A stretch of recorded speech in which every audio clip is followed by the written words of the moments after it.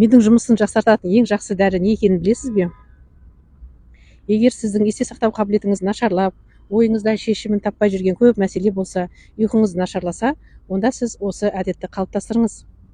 Мен невролог ретінде пациенттеріме осы бір қарапайым нәрсенің пайдасы көп екенін айтамын. Жаяу жүрген кезде ағзада көптеген өзгерістер болады. Стресс пен кортизол төмендеп, қан қысымы нормаға келеді. Мидың қан айналымы жақсарып, есте сақтау қабілеті мен ойлау жақсарады. Ең маңыздысы, жаяу жүрген кезде, серуендегенде біздің миымыз дұрыс шешімдер қабылдайды екен.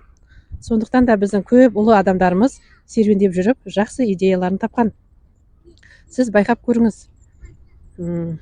Есте сақтау нашарлағанда, ойыңызда көп мәселелер болса, үйде отырмай серуендеуге шығыңыз. Қызықты болса, лайк басып, парақшама тіркеле кетіңіз. Пайдалы ақпараттармен бөлісемін. Комментарийге жаза кетіңіз. Сіз серуендеуді ұнатасыз ба? Сіз күнде серуендеуге шығасыз ба?